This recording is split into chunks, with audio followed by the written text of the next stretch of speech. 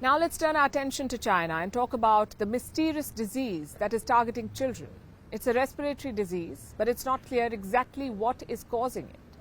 It's been called a walking pneumonia or white lung syndrome.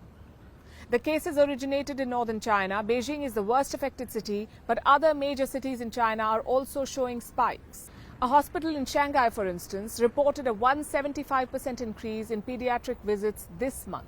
Schools in the city have started taking precautions. Hospitals in central and southwestern China are issuing alerts. This is in Changsha and Chongqing. If children have persistent fever or convulsions or are listless, they should go to the hospital as soon as possible. It looks like the infections are spreading throughout the Chinese mainland. But Beijing insists everything is under control. China has a fully fledged medical system.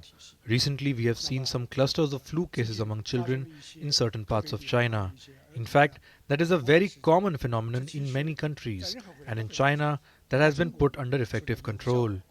China's interactions with the international community will not be affected by any factors, and we welcome more visits from friends across the world, including you.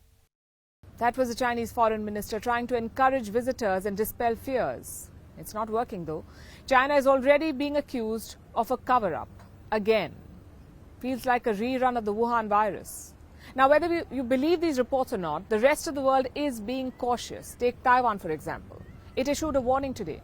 This is for people with low immunity, children and older people. They've been urged to avoid going to China.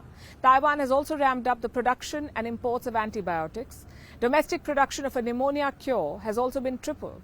So Taipei is not taking any chances, neither other countries near China. Thailand has begun reviewing its hospitals. It has also asked people to mask up again. Nepal has also increased surveillance. It is already seeing a rise in respiratory infections. The head of a Kathmandu hospital said, and I quote, "In the light of the growing number of tourists visiting Nepal in recent weeks, I believe it's crucial for us to prepare for a potential outbreak originating from China." He says it's crucial to prepare for an outbreak, and that view is reflected in India as well. India's health ministry has issued a warning. States have been asked to check their disease readiness. Beds, ventilators, oxygen cylinders, they're all being prepared in Uttarakhand because this state shares a land border with China. It is on high alert.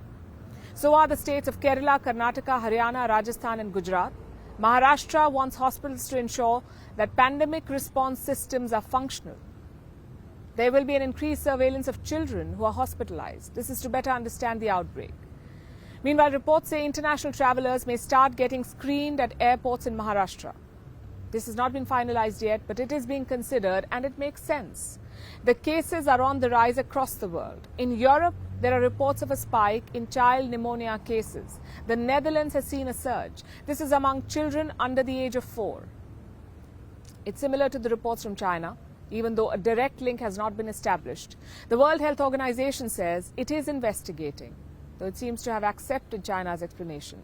China says this surge is not due to a new virus or a new pathogen. It is because of a combination of existing diseases. We are following up with the situation in China, and again, they have seen overall an increase in acute respiratory infections due to a number of different pathogens, including influenza, which is on the rise. The WHO says it is being vigilant, but it needs to act quicker. Thankfully, Asian nations are not waiting around. We cannot afford another round of the Wuhan virus.